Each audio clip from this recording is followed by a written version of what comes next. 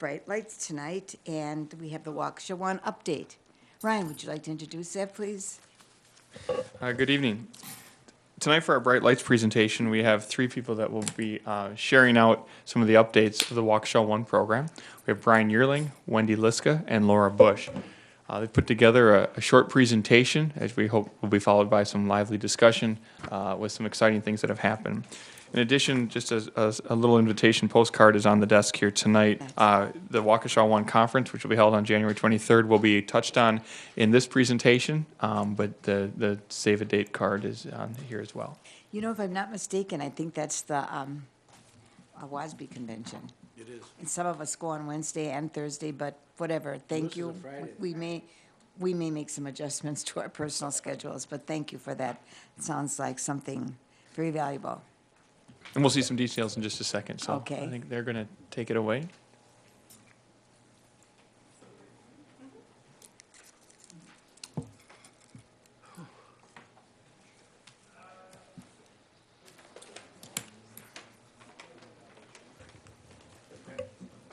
Well, we thank you all for having us here this evening and giving us a chance to give you a little bit of an update on what has been happening with our Waukesha One and our rollout of devices in our schools.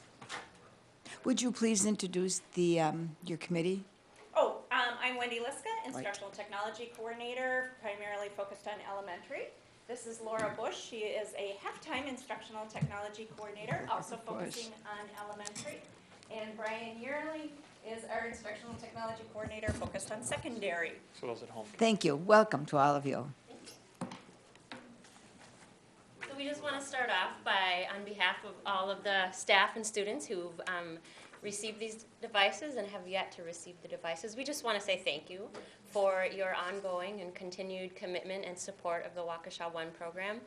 Here we have a group of students that just received their devices, and boy, when they take those out of the box, it is like Christmas every single day that we do that. And the excitement just continues to build as we see some of the amazing things that they are doing with their iPads. So thank you for your commitment and support. At this point, we'd like to do just a quick update on where we are in that WAVE rollout process that you have heard about probably at some point in time. We have completed our Wave 3 student rollouts, so those first 3 waves all now currently have iPads in the hands of our students. Our Wave 4 students at Rose Glen Higher and Meadowbrook are anxiously awaiting their rollout in the 1st of February, and Hatfield and Lowell will be next fall. Their staff are getting their devices and learning how to use them and apply them and get comfortable with them before that student rollout piece.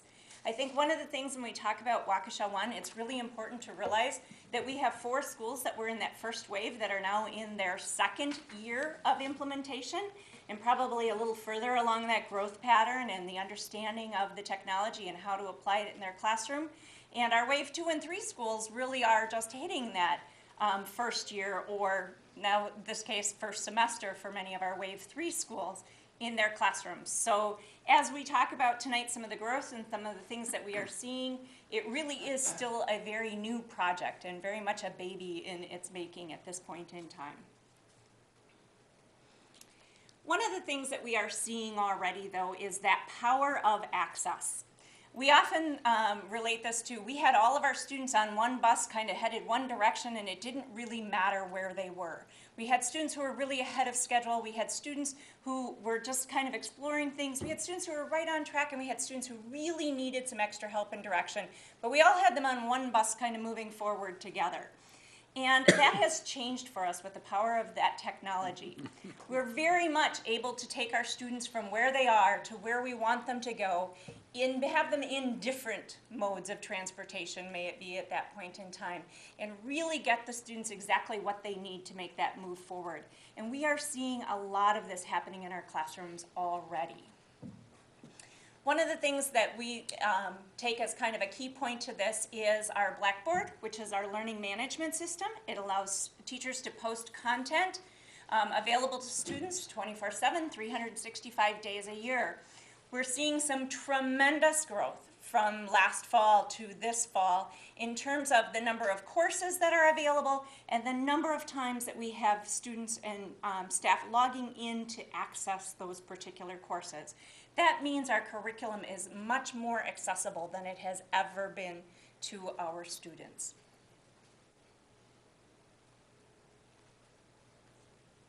Brian and Wendy and I have been able to spend quite a bit of time in classrooms seeing the iPads in practice, and we've been witnessing some really amazing things. Having this mobile device, teachers are able to move around the classroom. They're able to get down with the students and do some conferring with them and take notes on their device and have access to that all the time. Again, that just-in-time delivery of resources using things such as Blackboard that Wendy mentioned, Google Apps, and being able to share and collaborate with tools like AirDrop. The iPads have allowed for a lot of different types of learning environments and technology in places that maybe you wouldn't normally see them. Students are bringing their iPads to the gym and using them in Phi-Ed. They're bringing them to music class and just creating projects that before in environments weren't necessarily capable.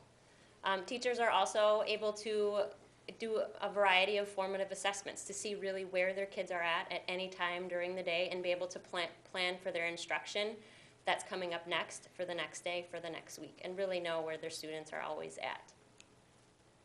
iPads have also allowed an unleashing of creativity for our students. We have students collaborating across grade levels, across schools, from elementary to middle to high school. We have students in kindergarten all the way through 12th grade creating iMovie book trailers.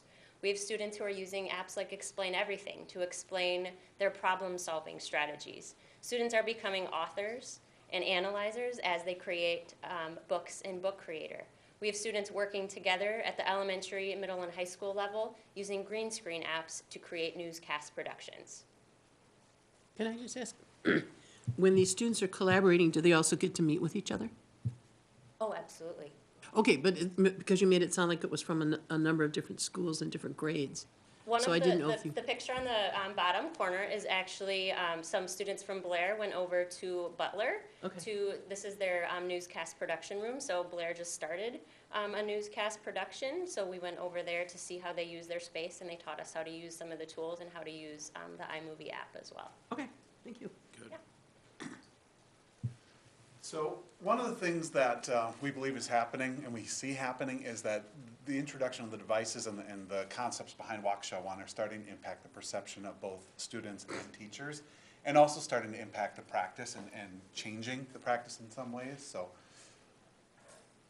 what we do each spring and fall is we deliver a perceptual data survey where teachers are just asked to respond to the questions. We understand that it's their perception on those things, but when we started to do this, it was actually fall of 2012. So it was a year before students actually started to have their devices. And in fall of 2012, you can see that in the left-hand column there. Then you'll see in the right-hand column our data from fall of this year. So this was completed in October, and that's the update.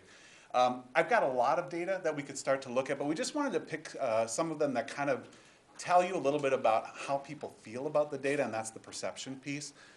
So our school has good technology and digital resources. Our school leaders support risk-taking and using technology for teaching and learning. Risk-taking is a really important piece, and that's how you ultimately grow and try new things. It also means different things to each teacher who reads that. So risk-taking is an operative term that each person will internalize and decide. School leaders support me in my classroom technology use, and then the introduction of a tool like Google Apps, we do this also for Blackboard, and we're starting to do this for literacy tools as well, has transformed my instructional practice. And so I think the key piece here, although we're proud of the percentage growth that we're seeing, the key piece is in blue and in green, you see actual people, 139 people in fall of 2012 had a positive, either agree or strongly agree to the idea that they had good technology and digital resources. Now, fall 2014, 537 of those teachers agree to that. So we think that's an important piece because when you start to believe, have the perception that the resources are good, that I have support, that the people around me believe in what I'm doing and allow me to take some chances, you're more likely to begin using that every day and trying new things with it, which is really the key to all of this. So a little bit further on this. So that's that perception piece in the data. I just wanted to kind of explain, the next slide is a little bit, can be confusing if you don't have context, so just really quickly. what you're looking at here, there are 6 areas that we rate. General practices happens to be one of them. And this really focuses on what they do with the technology. And so what we are really looking at is a growth model for professional development and for professional practice. In that far left-hand blue, you see entry. And really, to kind of help you understand what entry it is, if I hand somebody a new piece of technology, something they've not used before, they start an entry no matter what their skill level is, right? They try to figure out what to do with it. They get comfortable with it. They often try to do what they've always done with it. And so that's the entry level piece that we're going to look at. In the next slide, we're going to take a look at some entry only. I'm not reporting out on substitution or augmentation. Our goal, though, ultimately is to move out of entry and to move toward modification. That's really what we're trying to do. We don't believe anybody is going to transform overnight. We know that people are going to go through a process of growth as they adapt technology and adopt it. So that's what I really want you to kind of understand as we look at the next piece of this. So this is that data for entry in fall of 2012. You see that in the left-hand column. And then our most recent fall of 2014. Normally, when you see things go down, that's not always a good thing. But remember, our goal is to get people out of entry and moving on to more practical, useful, purposeful ways of using technology. So we're actually celebrating the growth that we're seeing here by seeing people leave that entry field. It means they're starting to get comfortable with the technology.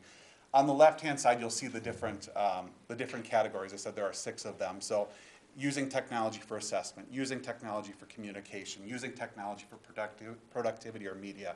So those are the categories, and we're seeing growth in all of those areas, obviously some greater than others. Could I ask you, when you say you're seeing growth, how could you can define that? Because I'm not seeing that. I guess by growth, we mean that people are getting beyond the place of just looking at the technology and uncertain of what to do with it. And now, as you, if you can go back to the slide previous. So as you get onto the augmentation and modification, that's where technology begins to actually impact instructional practice and student achievement at the modification level. So when we get beyond the point of saying, I'm not sure what to do with the technology, which is entry and substitution, we now can start thinking differently about what we're going to do with the technology, what we're going to have kids doing. And so when I say growth, that's what we really mean by that is kind of that comfort level that starts to come with it, and then a change in practice ultimately. And the growth really is that we're keep taking people out of entry and moving them down that scale towards the higher levels of use. I hear what you're saying. I think it's just that next chart is really very Yeah, it looks like it's unhelpful.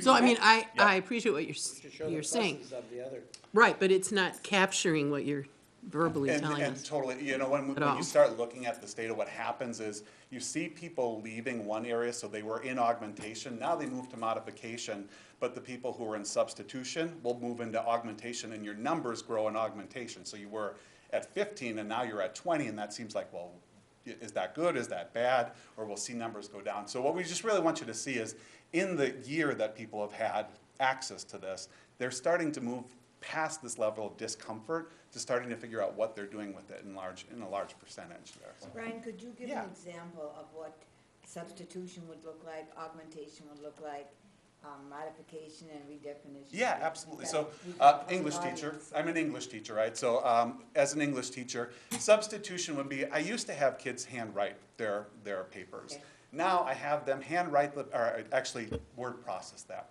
The process really hasn't changed that much, but now I'm using technology to do something. But it really is what we've always done, right? And so I ask, why is that better than handwriting it? And those are the kinds of questions that'll come at substitution. When we move to augmentation, I might realize that there's a built-in spell checker here. There is a built-in formatting piece here. I might even be able to use one of those, one of the templates that exist to make my writing better. So I start to figure out how to do little things with it that, you know, are features built into it. I still haven't changed, though, at augmentation what kids actually do, right? They're still just writing a paper. They're just doing some. When we get to modification, I can start thinking a little bit differently about it. Let's say I'm having a kid writing this paper, and I really just want them to focus on the intro paragraph. And I really just want them to kind of get in on a key piece of that. So what we can do is we can take the template that exists in Word or Pages or whatever. We can kind of, I'm not going to worry about formatting at all, and I'm just going to have the kids work on that part first as the first lesson. So now Instead of writing a whole paper, we're gonna write a specific part, we're gonna get better at that. And by the way, it happens to be a Google Apps or Google document. And so now we can do some revision. I can look at their first draft versus their third draft electronically and start to have them do some reflection on that. Where before I would have written on the paper, right? Nice job, I like what you've done here, you know. Now we can look at growth over time, so that would be a change. Redefinition might be, we're actually gonna start looking at writing with kids from across the district or across the world. I'm gonna get perspectives from other people. Redefinition, we don't aim to live in redefinition. It's doing things you could never have done without the technology, or it would have been really difficult. So our goal, even though we're aiming at growth, our goal is ultimately to live in that modification place where the technology starts to get teachers thinking differently about what they're doing with the technology and what they're having kids do with the technology. Yeah. That's good. Okay. You can go through this. So this is just the visual rep of that. Okay. One of the things that we feel has been kind of transformative through all of this is really the opportunity for leading and sharing within our district and beyond. When we started this program, we had each school select a vanguard team. And over time, many of those teams have changed, and the membership has kind of been very fluid as it's moved through. But that team really took on the leadership of helping their staff move forward and start to use that technology. We've seen absolutely fabulous things happening in the buildings with those teachers really taking on leadership, both with parents, with their own staff, and with the students in the building, and building this program and providing that leadership within their building itself. The other piece of that is kind of an outcome of that is that that leadership has really taken on sharing with other schools in our district. As we said in the beginning with our rollout plan, we're really in all different places right now. From those who have been really immersed in one-to-one to those who have some of the devices in their building and are getting used to using them. So our very own Waukesha One conference coming up here on January 23rd is really a celebration of that, in that we have a couple of keynotes coming in from beyond, but all of the other learning sessions are our staff sharing with our staff. We have over 100 structured learning sessions and some very more open sessions that will be going on that are being taught by our staff members to the other staff within our district. And I think that's a pretty impressive piece to be able to say we have the capacity to do that now in our district. And I said one of the things for us as we sat there scheduling out the sessions was looking at the titles and the content that are going to be presented. There wasn't a session that I would say, even with my years of experience in technology, I wouldn't want to attend or have interest in. It is a great lineup, and we encourage you to come and join us for that. The other piece with that is that we really have found ourselves, with the way we have implemented and put things in place, ahead of other districts. We weren't necessarily the first ones on the bandwagon saying we're going to select iPads or we're going one-to-one. That had been happening all throughout the nation as we got on board and started that. And yet we find ourselves very frequently being contacted by other school districts who are coming in to see what it is that we are doing in our classrooms and learn from our staff. And I would say, based on some of the recent visits, to learn from our students, because they've spent a lot more time talking with our students about what they were doing, and we're amazed at what even our youngest students were able to do. And that, for us, I think is a really impressive piece, that even though we might not have been the first ones in there, that what we are doing really is seen as cutting edge work. We are presenting at a lot of the conferences in the area and also having others come to see what we are doing. So that's kind of the long and short of it. Again, just to thank you for the opportunity to stand in front of you and talk about this piece of it. We're very excited about the work. I think we have a few Thank you. questions. Yeah, absolutely. Mr. Baumgarten. Comment and, excuse me, a comment and a question. First of all, to your last point here, Wendy and staff, I continue to be very, very pleased with the way we have rolled this out over the years, and the use of the Vanguard approach to share good learning experiences that we've had in other schools, either anecdotally or by reading and hearing from other districts that decided they would do it all like that. We didn't. We did it the right way, and I have to compliment all of us for having taken it on. Even though, yes, some kids had to wait 3 or 4 years to get their stuff, it's not really hurting them significantly at all. So, again, very well done. The question I have, way back at the beginning, you talked about how the Blackboard process has worked or expanded. Could you share with us a little bit about how that is used by the kids? Absolutely. Basically, Blackboard is a learning management system, so it allows teachers to post content online in a really organized fashion. Some schools have a third grade class and all of the third grade students are in it. Some have Mrs. Liska's classroom and just my students would be in there doing different things. So it can be a shared process in some of our buildings. In others, it's very much an individualized for each teacher. At our secondary level, almost every single one of our classes is now on Blackboard. So their content is posted and available to students. So students log in with an account and are able to access any of the curriculum materials that the teacher has posted there. It also allows the possibility of discussion boards, collaborative work going on inside the system, so it's behind the password protected site. The thing that we see as a real advantage besides what the students are doing with it is every parent in our district has a login. So I can log in to Blackboard and I could see all of the classes or courses my high schooler is taking, the middle schooler is taking, and any elementary student is taking. And I can pop in and out and see what those assignments are, what the calendar says is due. I can look at what the assignment was that they need to be working on. Or even at our primary level, lots of links to websites and things that we use at school that are great for them to carry over at home. So that if a student is confused at the end of the day on what was presented in Brian's class or something like that, he or she can go back and kind of go through it again? Absolutely. And for our learners who need to see things more than once, it really provides them easy access to be able to do that and have that review process. Okay, thank you, I appreciate that. It seems that parents ask questions about the amount of time or percentage of time that students may or may not spend in different content areas using the computers. Could you just address that a little bit? Because I think it needs to be clarified how we're using these, because I think some people, we certainly don't want people to think that a computer has replaced a teacher, because that could never happen.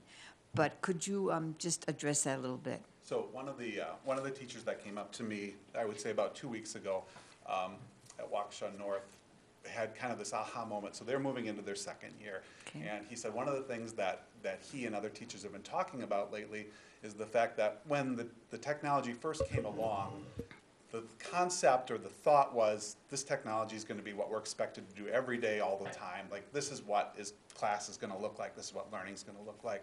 And so for that teacher, his aha moment and what the other teachers are starting to see is that isn't the expectation at all, that the right tool for the job is really what the focal point of the work is. And as we have done our walkthroughs in different classes, it's interesting to see that students will opt sometimes for the paper version of things, sometimes for the digital version of things, and we see that at all levels. And so the reality is, this is not a stand in front of or sit in front of a screen kind of instruction. It becomes often more collaborative as kids are both working in the same document or same project on their device and having a conversation. At West High School saw a really interesting scenario where they had 6 iPads, 6 students, 6 Chromebooks, and some of the richest conversation I've heard out of an AP class, really talking about, and they had, now they had all these different resources open, and it was really just driving the conversation. So I think it's very fair to say we have seen more technology use, obviously, but it really doesn't drive the instruction in the day-to-day.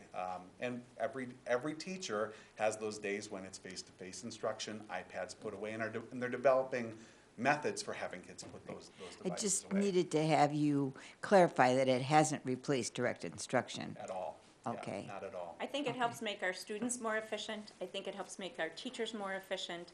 And I think it allows them to have some higher quality time together because they're not dealing with some of those other tasks at that same time. One more question. Because so much information and content is available on technology, I mean, it's just endless. do we still have some textbooks that children refer to? Could you address that? Absolutely. We have classrooms that have had text for years and still are using their textbooks.